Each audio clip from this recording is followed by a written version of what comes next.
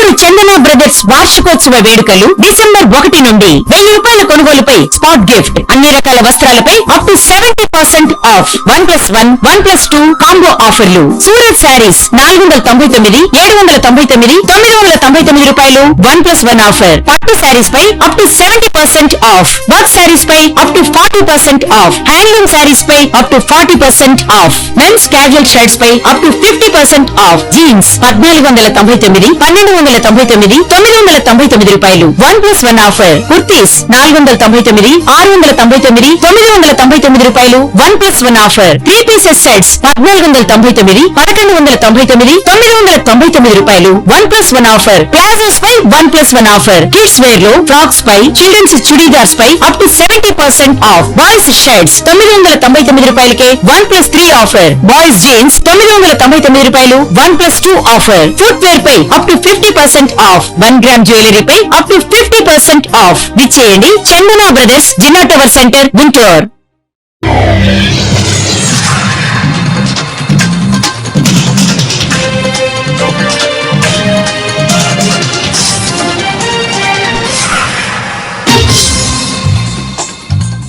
నమస్కారం, city news కు స్వాగతం. ఈనాటి వార్తా విశేషాలు. లక్ష్మీరామ కోఆపరేటివ్ సొసైటీకి పోలీస్ శాఖ ఎందుకు అంతలా సహకరించారని వైఎస్ఆర్సీపీ నేత పోతిన మహేష్ మండిపడ్డారు. ఈ సందర్భంగా పోతిన మహేష్ మాట్లాడుతూ సుప్రీంకోర్టులో అనుకూలంగా తీర్పు వస్తుందని చెప్పినా 4 గంటల సమయం ఇవ్వలేకపోయారా అని, మహిళలు వృద్ధులు కాళ్లవేళ్లా పడినా ఎందుకు పట్టించుకోలేదు, లక్ష్మీరామ కోఆపరేటివ్ సొసైటీ వాళ్ళు లేరు, కూల్చివేతల వెనుక ఏ ఎంపీ ఎమ్మెల్యే ఉన్నారో తేల్చాలి, ఎంపీ బాలశౌరి హస్తం ఉందని తెలుస్తోంది, విజయవాడ చుట్టుపక్కల అనేక స్థలాలు వివాదాల్లో ఆయన పేరు ఉంది, ఎమ్మెల్యే ఆఫీస్ కు వెళ్తే కనీసం స్పందించలేదు, ఈ ఘటనపై సిబిఐ ఎంక్వైరీ చేయాలి, బాధితులకు న్యాయం జరిగే వరకు పోరాటంలో మేము కూడా ఉంటామన్నారు. కోఆపరేటివ్ సొసైటీ ఇంత బలంగా రక్షణ ఇవ్వడానికి పోలీస్ శాఖకి ఎందుకంత తొందర వచ్చింది? బాధితుల పక్షాన్ని నిలవకుండా సుప్రీంకోర్టులో ఆర్గ్యుమెంట్ జరుగుతున్నాయి, సుప్రీంకోర్టులో మాకు అనుకూలంగా తీర్పు వచ్చేటువంటి అవకాశం ఉందని చెప్పిన బాధితులకి కనీసం 4 గంటల సమయం కూడా ఇవ్వకుండా ఎవరి ఒత్తిళ్ల మేరకు విజయవాడ నగర పోలీసు వారు ఇక్కడ ఉండేటువంటి 42 ప్లాట్ల నివాసాలని కూల్చి శ్మశానంలో చేశారో సమాధానం చెప్పాలి. కనీసం మానవత్వం లేదా మీకు? మీ కాళ్ళు ఏళ్ల పట్టుకొని ప్రాధాయపడిన పోలీస్ శాఖ ఎందుకంత కనికరం చూపించరా? సుప్రీంకోర్టులో నిన్న ఆర్గ్యుమెంట్స్ ఉన్నాయి, నిన్న ఆర్డర్ వస్తుందని చెప్పినప్పటికీ కూడా ఎందుకు పోలీస్ శాఖ అంత దుందుడుకుగా వ్యవహరించిందో సమాధానం చెప్పాలి. అంటే మీకు రాష్ట్రంలో కోర్టులంటే కూడా లెక్కలేదా? అంటే మీరు పెట్టుబడిదారులకి, పెత్తందారులకి ఒత్తాసు పలుకుతారా? సుప్రీంకోర్టు ఆర్డర్ నిన్న వస్తుందని మహిళలు, వృద్ధులు, చర్చి వాళ్ళు కూడా మీ కాళ్ల వేళ్ళ పట్టుకుంటే ఎందుకు మీరు కనికరించరా? 31 డిసెంబర్ వరకు కూడా ఎటువంటి చర్యలు మీరు తీసుకోవద్దని ఆర్డర్ ఇచ్చారు కదా సుప్రీంకోర్టులో. ఎందుకు మీరు తొందరపాటు చర్యలు పాల్పడ్డారో పోలీస్ శాఖ వారు చెప్పాలి. ఈ స్థలంలో రామ కోఆపరేటివ్ సొసైటీ తరపున ఆ సభ్యులు మాత్రం లేరు. దీని వెనకాతల అధికారంలో ఉండేటువంటి వాళ్ళు, కూటమి ప్రభుత్వంలో బలంగా ఉండే నాయకులకి వాటాలు ఉండబట్టే విధంగా జరుగుతుంది. ఇది దీని వెనకాల ఏ ఎంపీ ఉన్నారు, ఏ ఎమ్మెల్యే ఉన్నారో, ఎవరి ఆదేశాల మేరకు పోలీసు వారు ఇంత దుందుడుగా వ్యవహరిస్తున్నారో మీరు కూడా సమాధానం చెప్పాలి. విజయవాడ నుండి మచిలీపట్నం వెళ్లే రహదారిలో పామరు దగ్గర ఊరటూరు గ్రామంలో 300 ఎకరాలలో మెగా వెంచర్ ను ప్రారంభిస్తున్న డిఎన్డిఎల్ ఇన్ఫ్రా ప్రాజెక్టు. ఈ ప్రాజెక్ట్ ను Shri Mata Sadguru developers and builders promote చేస్తున్నారు. ఈ సందర్భంగా Shri Mata Sadguru developers and builders నిర్వాహకులు నాగకాళిదాసి మాట్లాడుతూ, 2 తెలుగు రాష్ట్రాల్లో ఎక్కడైనా సరే 20-30 ఎకరాలలో వెంచర్ వేస్తే మేము మాత్రం 300 ఎకరాలలో వేస్తున్నాం. మేము కాళికాదేవి భక్తులం అయినందువల్ల ఇండియాలోనే అతిపెద్ద ఆలయంగా 4 ఎకరాల్లో 18 అవతారాలలో కాళికాదేవి విగ్రహాలు ఏర్పాటు చేస్తున్నామని, మీరు పెట్టిన పెట్టుబడి సంవత్సరంన్నరలోపు రెట్టింపు అయ్యే విధంగా ఈ వెంచర్ ఏర్పాటు చేస్తున్నామన్నారు. డిఎన్డిఎల్ ఇన్ఫ్రా ప్రాజెక్ట్ నిర్వాహకులు సురేష్ మనకు ఎన్నో విధాలుగా సహాయం చేశారన్నారు.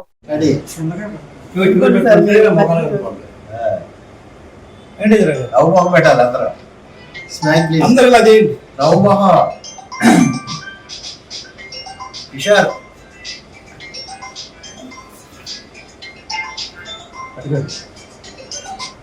తమ్ము డిఎన్డిఎల్ ఇన్ఫ్రా ప్రాజెక్ట్స్ లిమిటెడ్ నుంచి మనము ఒక 300 ఎకరాల్లో ప్రాజెక్ట్ తీసుకున్నాము.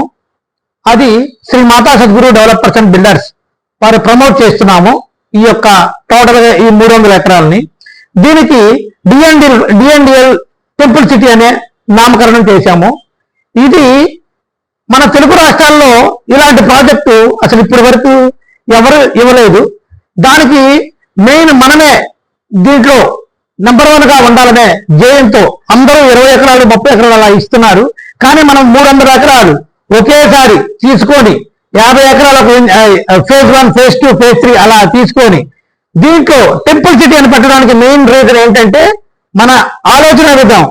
మేము ఫస్ట్ నుంచి కూడా చాలా డిఎన్డిఎల్ ఇన్ఫ్రా సురేష్ గారు ఎండి గారు అండ్ మేము కానీ చాలా కాళికాదేవి యొక్క భక్తులము. దానివల్ల ఎందుకంటే మాకు థాట్ వచ్చి ఎట్టి పరిస్థితుల్లో 4 ఎకరాల్లో టోటల్ గా 18 అవతారాలతో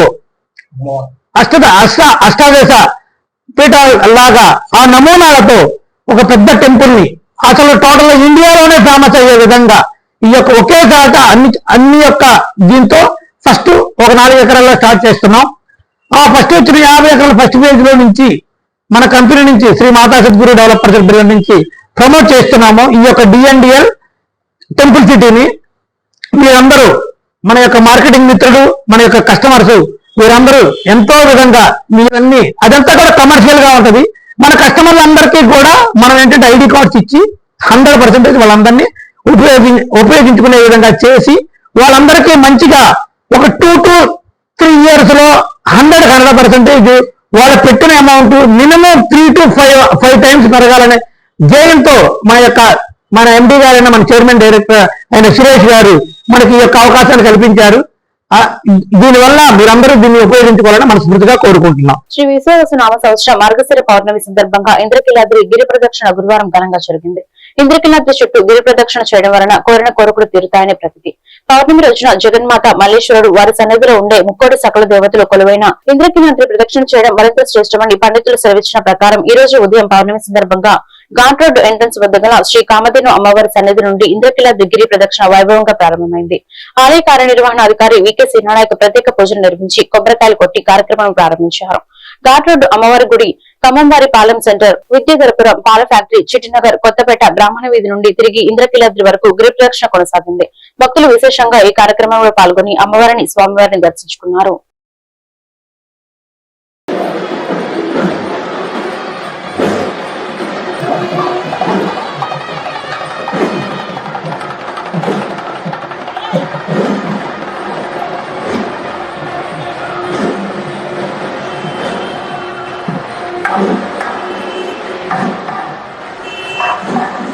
వారాహి సిల్క్స్ పట్టుచీరల షోరూమ్ ప్రారంభించిన hero Teja Sajja, heroine Meenakshi Chaudhary, Varahi silks chairman Manideep. ఈ సందర్భంగా హీరో సజ్జా తేజ మాట్లాడుతూ, హీరోయిన్ మీనాక్షి చౌదరి, మణిదీప్ మాట్లాడుతూ విజయవాడ రావడం సంతోషంగా ఉంది. ఎక్కడ చూసినా వారాహి హవా కనిపిస్తుందని, wish all the best Varahi silk. Multi star చేయాలి అనేది నాకు ఉందని, పైరసీ అనేది చాలా పెయిన్ఫుల్ అన్నారు. మన నిజ జీవితాన్ని ఎవరో దొంగతనం చేస్తే ఎంత బాధగా ఉంటుందో పైరసీ కూడా అలాగే ఉంటుందని, ఇది ఎన్ని రోజులు ఉండదన్నారు. వారాహి సిల్క్ ఒక ఫ్యాషన్ తో ప్రారంభించారు. సాంప్రదాయానికి వారాహి పెట్టింది పేరని చాలా సంతోషంగా ఉందని, విజయవాడ నాకు చాలా ప్రత్యేకమని, ఇక్కడ పెద్ద షోరూం ప్రారంభించడం నాకు సంతోషంగా ఉందన్నారు.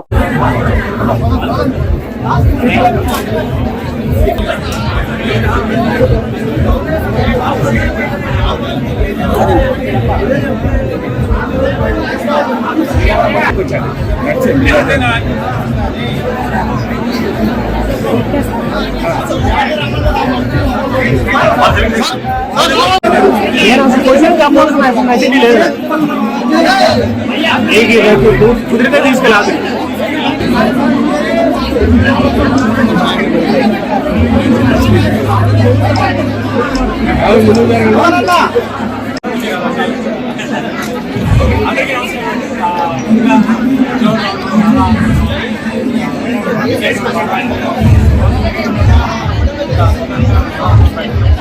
కొంచెం కమలగే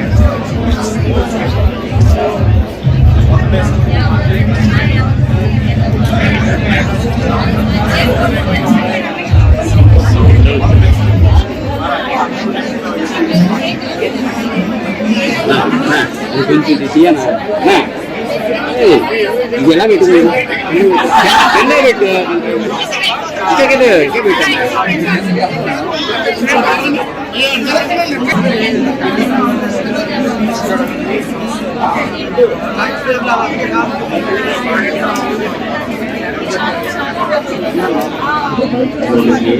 సెల్తో తీసుకున్నా ఇంకెందుకు మీరు సెల్ అడ్డెడతావా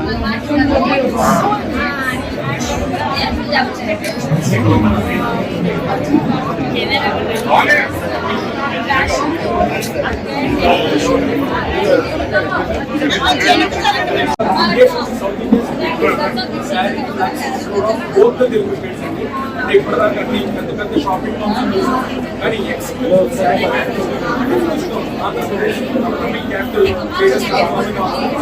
దానికి సూపర్ హీరో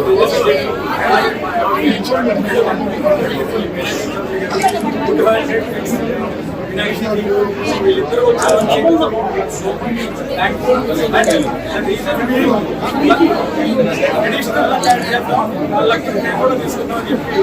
లక్కీ హ్యాండ్ మా దగ్గర తెచ్చుకున్నాను.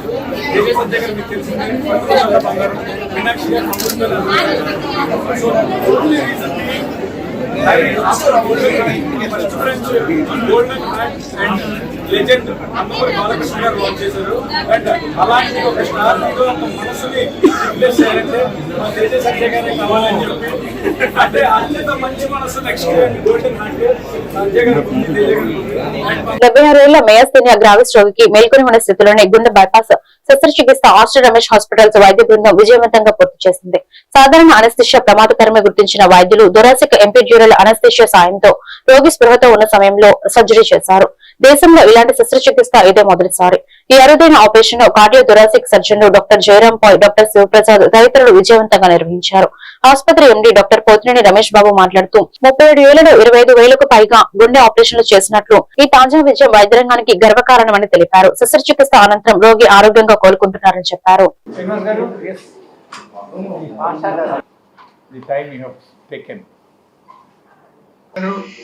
And my team of doctors, Ramprasad garu,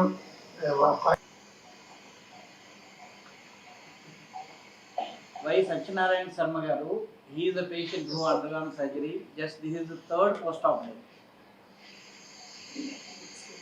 Sharma garu, my experience on a beating heart without using the heart lung machine, and this is done in an awake procedure where patient is fully awake, he is on oxygen.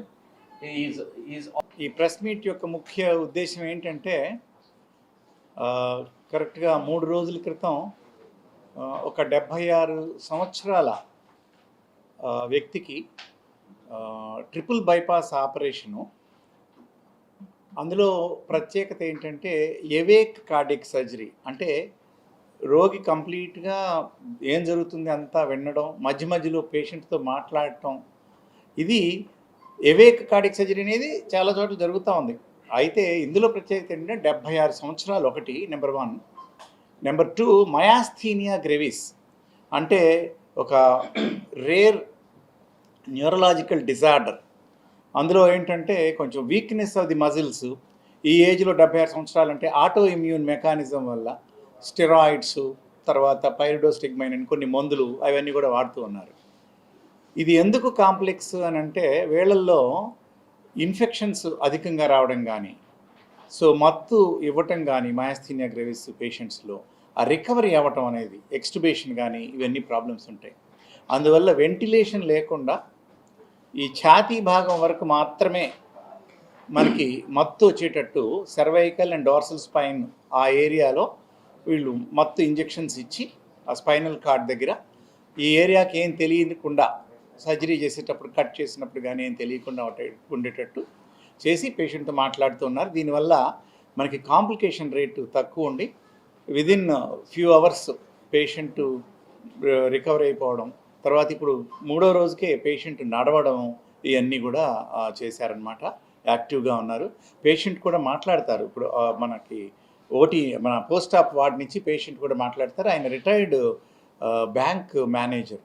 So he was also, he was also seeing what is happening, and then గ్రామ అభివృద్ధి ప్రజలకు మరింత మంచి చేసేందుకు deputy CM Pawan Kalyan Panchayati Raj వ్యవస్థలో సంస్కరణలు తీసుకురావడం వలన గ్రామాలు ప్రగతి పథంలో ముందుకు సాగుతున్నాయన్నారు. గుడివాడ ఆర్డబ్ల్యూఎస్ కార్యాలయంలో డివిజనల్ అభివృద్ధి అధికారి కార్యాలయాన్ని ఎమ్మెల్యే వెనిగండ్ల రాము ప్రారంభించారు. ఈ కార్యక్రమంలో డీడీఓ సునీత వర్మ పాల్గొన్నారు. ఎమ్మెల్యే రాము మాట్లాడుతూ గ్రామాలు మరింత అభివృద్ధి పథంలో ముందుకు సాగేలా రాష్ట్ర వ్యాప్తంగా 77 డీడీఓ కార్యాలయాలు నేటి నుండి ప్రజలకు అందుబాటులోకి వచ్చాయని, గ్రామాల అభివృద్ధి ప్రజలకు మంచి చేసేలా వ్యవస్థలో పెద్ద మార్పు తీసుకొస్తూ నూతన ఒరవడి సృష్టించిన డిప్యూటీ సీఎం కు ధన్యవాదాలు తెలిపారు. ఈ సందర్భంగా డీడీఓ సునీత శర్మ మాట్లాడారు. ఈ కార్యక్రమంలో DLPO Sampath Kumari, municipal commissioner S Manohar, Panchayati Raj అధికారులు తదితరులు పాల్గొన్నారు.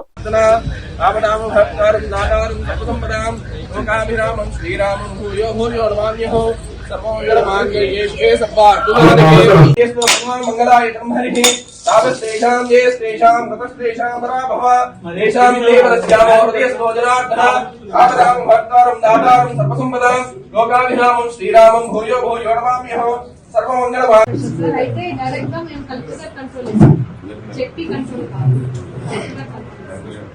మా సర్వీస్ అంతా కూడా ఇక్కడ నుంచి కలెక్టర్ గారే చూస్తాం.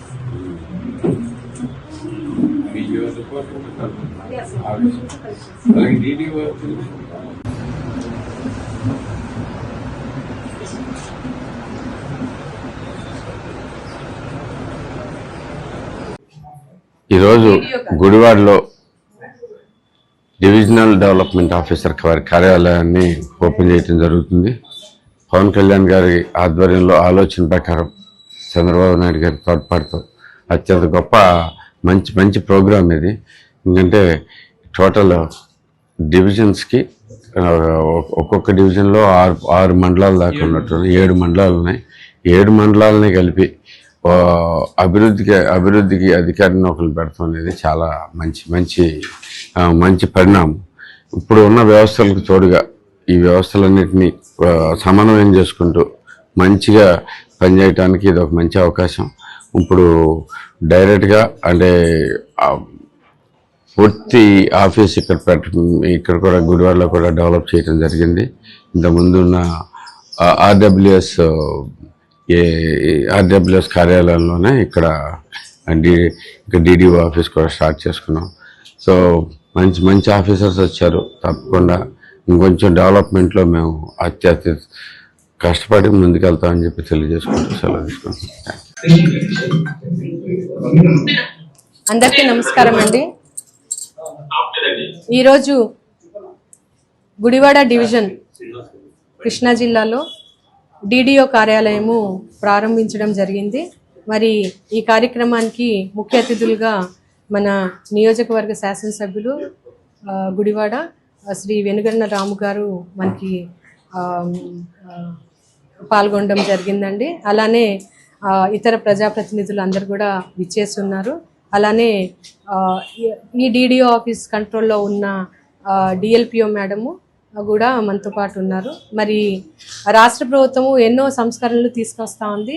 ఈ నేపథ్యంలోనే మరి డిడిఓ పోస్ట్ని ఒకటి క్రియేట్ చేసి ఒక కార్యాలయం కూడా ఏర్పాటు చేసి దీన్ని ఏ రకంగా అయితే ఇంతకుముందు ఉన్న రెవెన్యూ డివిజనల్ కార్యాలయాలు ఉన్నాయో దానికి సమాంతరంగా అభివృద్ధి కార్యక్రమాలు చేపట్టేందుకు, అలానే పంచాయతీల మీద అజమాయిషీ చేసేందుకు ఒక డిడిఓ పోస్ట్ని క్రియేట్ చేయడం జరిగింది. ఈరోజు మరి ఈ డిడిఓ కార్యాలయాలు ప్రారంభించుకోవడం ఎంతో శుభప్రదం. అలానే పంచాయతీరాజ్ డిపార్ట్మెంట్లో ఇది ఒక పెద్ద మార్పు అని మనం చెప్పుకోవాలా. మరి ఈ కార్యక్రమానికి ఈరోజు మన కృష్ణా జిల్లా నందివాడ గ్రామంలో పోలీస్ శాఖ ఆధ్వర్యంలో అక్వా రైతులకు అవగాహన సదస్సు నిర్వహించారు. ఈ కార్యక్రమంలో వివిధ ప్రభుత్వ శాఖల అధికారులు పాల్గొని అక్వా చెరువులపై జరిగే ప్రమాదాలను నివారించేందుకు పలు సూచనలు చేశారు.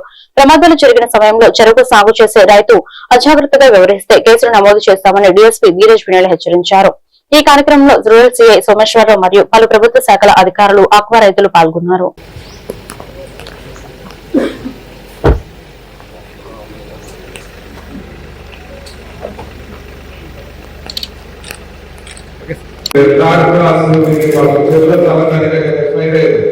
ఏది కూడా ఏ క్వాలిటీ అనేది మీ దగ్గర స్టాక్ పెట్టకూడదు. లైసెన్స్ జనరల్గా ఆ గోడౌన్ దగ్గరకు వచ్చేసి గోడౌన్లో ఫైర్ అవ్వడం జరుగుతుంది.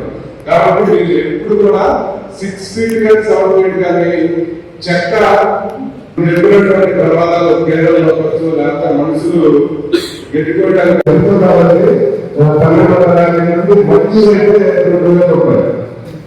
అదే చిన్న 12,000 వస్తాయి, ఏదో బాగా వస్తాయి. కాబట్టి మీరు ప్రతి ఈ రోజు నందివాడ మండలంలో ఎక్కువ రైతులతో సమావేశం చేయడం జరిగింది. దీంట్లో ఫైర్, ఫిషరీస్, ఎలక్ట్రిసిటీ అందరి డిపార్ట్మెంట్లు వచ్చారు. వాళ్ళకి ఏమేం ప్రికాషన్స్ తీసుకుంటే లైఫ్ సేవ్ చేయొచ్చు అనేది తెలియజేయడం జరిగింది. అందులో భాగంగా పోలీస్ సైడ్ నుండి మేము సొసైటీలో జరుగుతున్న డెత్స్ లేకపోతే కష్టాలు చూసి చెల్లించి మా ఎస్పీ గారు ఆదేశాల మేరకు ఈ ప్రోగ్రామ్ కండక్ట్ చేయడం జరిగింది. మేజర్ గా ఇందులో డిస్కస్ చేసిన టాపిక్స్ ఒకటి insurance, current wire issues, next ఆవులు గ్రేజింగ్, ఇవన్నీ డిస్కస్ చేయడం జరిగింది. రైతులు కూడా సానుకూలంగా స్పందించారు. వాళ్ళు కూడా దే ఆల్సో ఫెల్ట్ ఎన్ని ప్రాణాలు కాపాడగలిగితే అంత బెటర్ అని they also came willingly forward. వాళ్ళతో ఫర్దర్ కోఆర్డినేషన్ చేసి మేము వీళ్ళని లైఫ్ లాస్ జరగకుండా చూస్తామని తెలియజేస్తాం.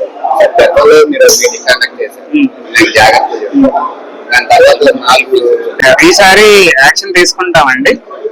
ఆ మీటింగ్ తర్వాత దేర్ ఆర్ ఓన్లీ 2 కేసెస్. ఒకటి కొడవలితో కట్ చేస్తున్నప్పుడు వైర్ కరెంట్ షాక్ తో చనిపోయాడు. ఇంకొకటి ఒడ్డు ఆల్మోస్ట్ చేరుతున్నప్పుడు బోట్ నుండి పడి చనిపోయాడు.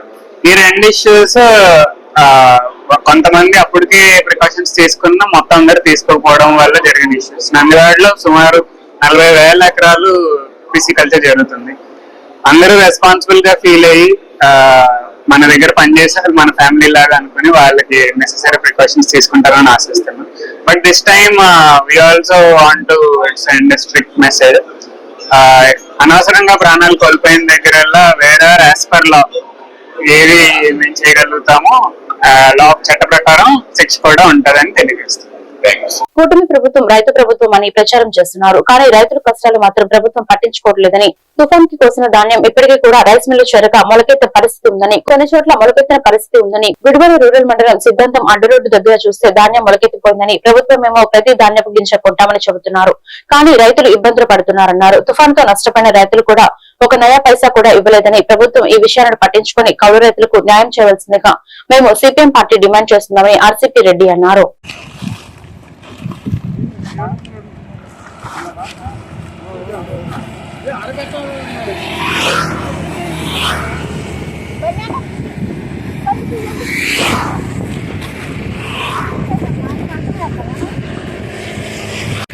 చంద్రబాబు నాయుడు కౌలు కూడా 10,000 ఇస్తానన్నాడు. ఇంతవరకు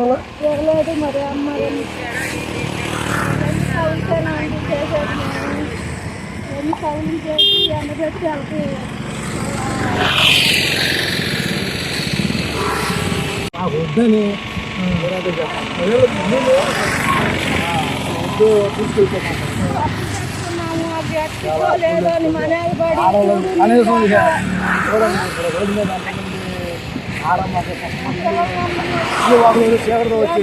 అక్కడే ఉండాలి. మళ్ళీ ఆరబోసుకుని ఏ టైం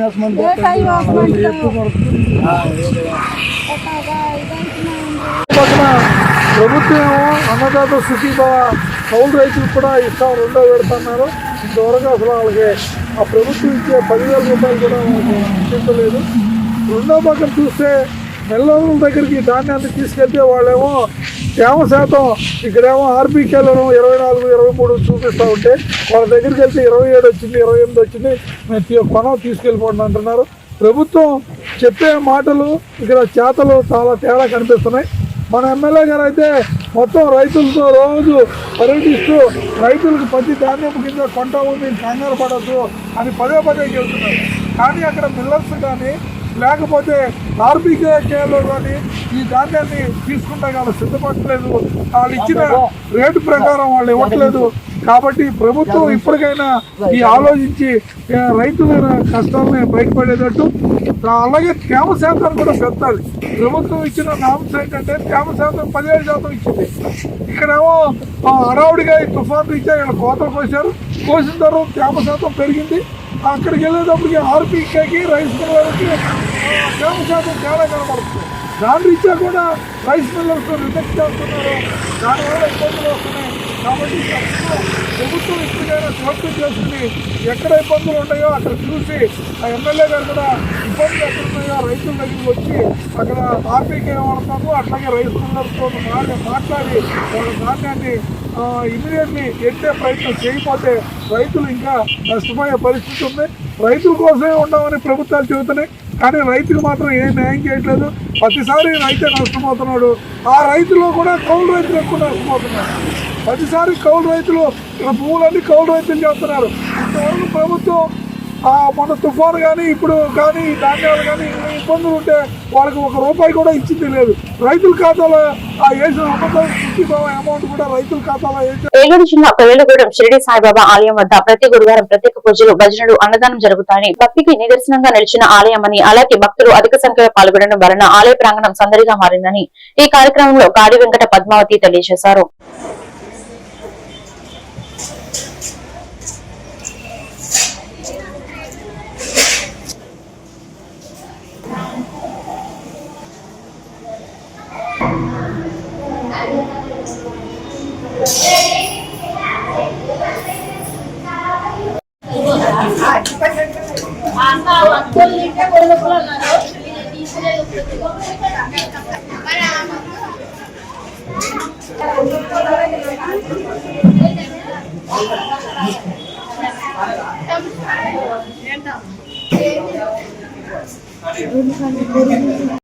ఇది బాబా గారి సన్నిధానం అండి. ప్రతి ఒక్కరు వచ్చి అన్నదాన కార్యక్రమంలో పాల్గొవాలండి. ప్రతి లక్షవారం కంపల్సరీ అన్నదానం చేయబడుతుంది. అలాగే ఇది కొయ్యలగూడెం షిరిడి సాయిబాబా మందిరం అండి. ప్రతి ఒక్కరు ఈ అన్నదాన కార్యక్రమాన్ని సద్వినియోగపరచుకోవాలి. అలాగే ప్రతి ఒక్కరు ఎవరైనా అన్నదానం చేయాలంటే కమిటీ వారిని సంప్రదించండి. ప్రతి వారం 9,000 కడితే అన్నదానం జరపబడండి. దానికి సంబంధించిన లిస్టు అక్కడ ఉంటుందండి. నమస్కారం అండి.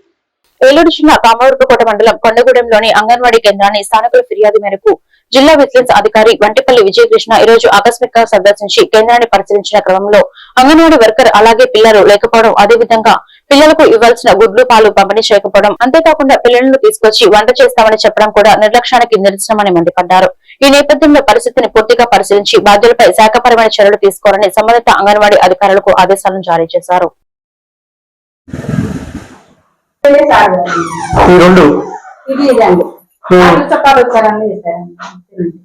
అసలు మీరు పెడుతున్నారా? అంగన్వాడీ కేంద్రం పెడుతున్నారా? పిల్లలు వస్తున్నారా? ఏరమ్మా పిల్లలు అంగన్వాడీ వర్కర్ ఏది? ఇక్కడ మంచాలు వేసి పడుకోవడం నాకు అర్థం కదా. చుట్టాలు వస్తుందంటే నాకు అర్థం కాదు.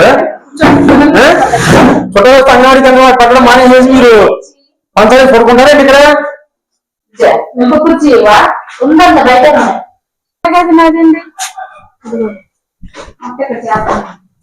ఎక్కడ చేస్తున్నారు వంట?